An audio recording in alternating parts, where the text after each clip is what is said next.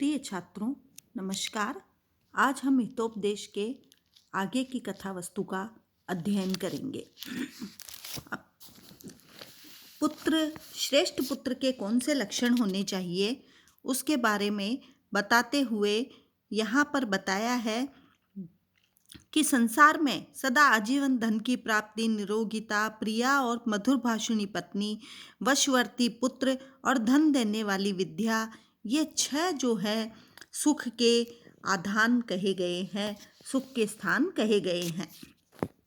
उसके बाद आगे बताते हुए कहा है, को धन्यो बहुभिः पुत्रैः कुशला पूर्णा ढकैः वर में कह कुलालंबी यत्र विश्रूयते पिता। कि यहाँ पर कहा गया है कि कुशला पूर्णा ढके है।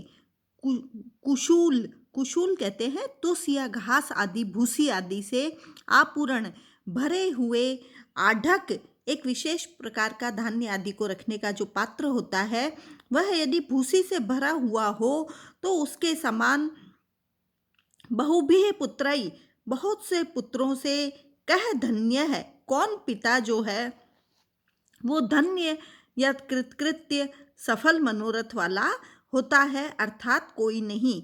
यत्र माने जहाँ, अर्थात जिस पुत्र के होने पर पिता विश्रूयते, पिता प्रसिद्धि या सम्मान को प्राप्त होता है, सह कुलालंबी, वह कुल का भरण पोषण करने वाला होता है।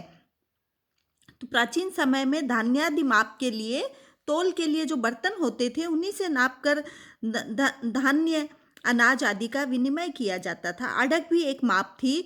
8 मुट्ठी का एक कुंज, 7 मुट्ठी का एक पुष्कल, 4 पुष्कलों का एक आढ़क नामक माप का बर्तन होता था। तुषा से भरे हुए यदि ऐसे अनेक माप पात्र हों तो उनसे क्या लाभ है। उसी प्रकार यदि मूर्ख अनेक पुत्र हों तो उनसे कोई लाभ नहीं है, अपितु उसकी वनिस्पत यदि एक ही पुत्र हो जिससे कि पिता प्रसिद्धि को प्राप्त करता हो या सम्मानित होता हो, वही कुल का भरण पोषण करने वाला एक पुत्र ही श्रेष्ठ है। ऋण कर्ता पिता शत्रु, माता च व्यभिचारिणी, भार्या रूपवती, शत्रु पुत्र शत्रुर अपंडित है। कि ऋण कर्ता अर्थात कर्ज लेने वाला पिता शत्रु के समान होता है, और व्यभिचार करने वाली माता भी शत्रुवत होती है। रूपवती भार्या मन पत्नी शत्रु के समान होती है, और अपंडित है अज्ञानी पुत्र जो है शत्रु के समान होता है।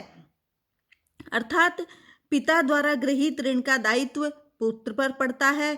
व्यभिचारिणी माता भी शत्रुतुल्य होती है, रूपवती पत्नी भी शत्रुतुल्य होती है, और मूर्ख पुत्र भी शत्रुवत होता है।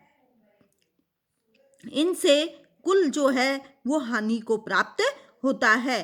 तो इस प्रकार से ये सभी अनर्थ के कारण है, अतः इन सबको शत्रुवत यहाँ पर बतलाया गया है। अनभ्यासे विषम विद्या अजीर्णे भोजनम विषम, विषम सभा दरिद्रस्य वृद्धस्य तरुणी विषम। कि विद्या जो अनभ्यासे, पढ़े हुए विषय का अभ्यास नहीं करने पर विद्या जो है वो विषकारी होती है। अजीर्णे भोजनम विषम, और बिना पका हुआ पचने वाला भोजन जो है वो विष जहर के समान होता है।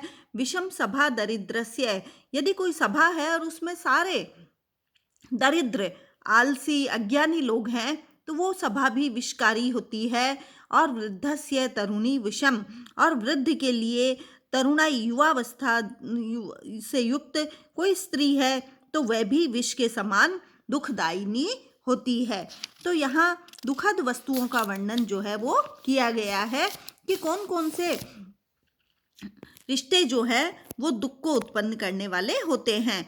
यस्य कस्यचित् प्रसूतोपि गुणवान पूज्यते नरः, धनुर्वंश विशुद्धोपि निर्गुणम किम करिष्यति। अब आगे कहा है, यस्य कस्य प्रसूतः अपि, जिस किसी का उत्तम या अधम वंश में उत्पन्न हुआ हो, ऐसा गुणवान पूज्यते नरः, गुणवान मनुष्य सम्मानित होता है। यदि गुणवान मनुष्य है तो वह उत्तम वंश में हो अथवा अधम वंश में, उसकी उत्पत्ति पर समस्त मनुष्य जाति जो है वो सम्मान का अनुभव करती है। वंश विशुद्ध है अपि धनु, और वंश कहते हैं बांस को भी, कि उत्तम बांस से बना हुआ धनुष जो है निर्गुण है, डोरी या रस्सी से रहित है, तो किम करिष्यति, उसका क्या करेंगे। यदि अच्छे बांस से बना हुआ भी धनुष है किंतु उसमें रस्सी या प्रत्यंचा नहीं बंधी होती है तो वह कुछ भी काम का नहीं होता है, अनुपयोगी होता है, उससे लक्ष्य भेद आदि नहीं हो सकता। इसी प्रकार यदि कोई उत्तम वंश में उत्पन्न हुआ है पर वह गुण रहित है, निर्गुण है, तो वह कुछ भी नहीं कर सकता। वस्तुतः वंश और निर्गुण शब्द श्लिष्ट अलंकार से युक्त है। क्रमशः इनके अर्थ हैं वंश मन बांस और वंश मन कुल, और निर्गुण शब्द रस्सी से बंधा हुआ और गुणहीन दोनों के लिए प्रयुक्त हुआ है, अतः यहाँ पर श्लेष अलंकार है। फिर आगे कहा है, हा हा पुत्रक नाधीतम गता श्वेता सुरात्रिषु तेन त्वं विदुषाम मध्ये पंके के गोरु सीदसी, कि हे पुत्रक, हे पुत्र, तुमने यदि गता श्वेताशु रात्रिषु, विगत रात्रियों में अध्ययन नहीं किया है, न अधीतम, कुछ भी नहीं पढ़ा है, अध्ययन नहीं किया है, तो तुम्हारी जो स्थिति है वो विदुषाम मध्य पंके इव, विदुषाम विद्वानों की सभा के मध्य, पंक मन कीचड़ के समान तुम्हारी जो स्थिति है वह गोह इव, कीचड़ में फंसी गाय के समान सीदसी होती है, और दुख की भागीदारिता मिलती है। कि पंख में फंसी हुई गाय जिस प्रकार शक्तिहीन होने से छटपटाती रहती है, बाहर नहीं निकल पाती है, उसी प्रकार तुमने भी विगत समय में विद्याध्ययन नहीं किया है तो तुम्हारी स्थिति भी उस पंख युक्त गो के समान होती है। फिर कहा है, आहार निद्रा भय मैथुनंच समान में तत् पशुभिर नराणाम धर्मो ही तेषाम अधिको विशेष है, धर्मेण ही ना पशुभि समाना।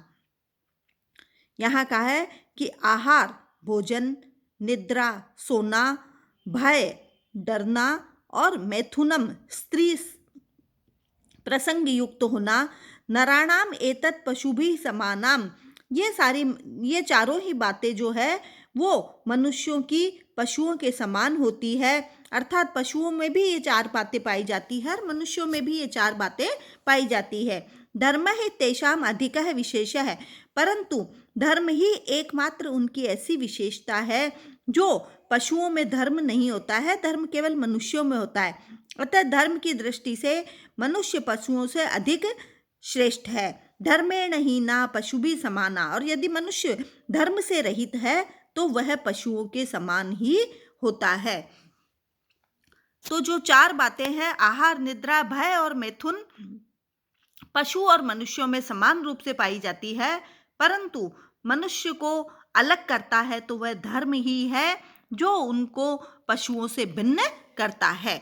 फिर आगे कहा, धर्मार्थ काम मोक्षाणाम यस्यै कोपि न विद्यते अजागलतस्य लस्तनस्यैव तस्य जन्म निरर्थकम, कि धर्म अर्थ काम और मोक्ष ये चार पुरुषार्थ कहे गए हैं, इनमें से यस्य एकः अपि न विद्यते, एक भी जिसके पास नहीं होता है, वह अजामन बकरी के गलस्तनस्य इव, गले के स्तन के समान कहा जाता है, कि जिससे दूध तो नहीं निकाला जा सकता, उसको थन कहना निरर्थक ही होता है। वैसे ही इन धर्म अर्थ काम मोक्ष से रहित व्यक्ति जो है उसका भी जन्म निरर्थकम, उसका भी जन्म व्यर्थकारी होता है। इसलिए धर्म अर्थ काम और मोक्ष, इनमें से एक, इन पुरुषार्थ चतुष्टय का पालन करना मानव का परम कर्तव्य होता है। यदि सब नहीं तो कम से कम एक का तो पालन धर्म के अनुसार करना चाहिए। एक भी नहीं है तो उसका जन्म लेना उसी प्रकार व्यर्थ है जिस प्रकार बकरी के गले का थन केवल कहने भर के लिए ही थन होता है। पंचैतान्य आयु कर्म च वितंच विद्या निधनमेव च पंचैतान्यपि सृज्यन्ते गर्भस्थस्यैव देहिनः। फिर आगे कहा है कि आयु कर्म च वित्तम च, आयु मन अवस्था उम्र, कर्म अच्छा या बुरा कर्म, वित्तम धन, और विद्या जो है, शास्त्र कलाओं का ज्ञान जो है, निधनम मृत्यु और मृत्यु, एतानि पंच, ये पांचों आयु कर्म धन विद्या और मृत्यु गर्भस्थस्य एव देहिनः सृज्यन्ते, गर्भ स्थित ही प्राणी के लिए बना दिए जाते हैं कि जब तक अभी प्राणी गर्भ में ही रहता है तब तक उसके लिए इन पांचों बातों का निश्चय कर दिया जाता है और गर्भस्थस्यैव देवनम, और उसी के अनुसार उससे प्राप्ति होती है। तात्पर्य यह है कि इन पांचों बातों पर मनुष्य का अपना परिश्रम या उद्योग काम नहीं आता है, ये पांचों उसे भाग्य से प्राप्त होती है, भाग्यवश ही मनुष्य को ये अपने आप प्राप्त होते हैं। इसके विषय में मानवकृत कोई भी उद्योग, श्रम, मेहनत जो है वो काम नहीं आती है। धन्यवाद। आज हम यहीं तक पढ़ेंगे, इसके आगे का अंश हम अगली कक्षा में देखेंगे।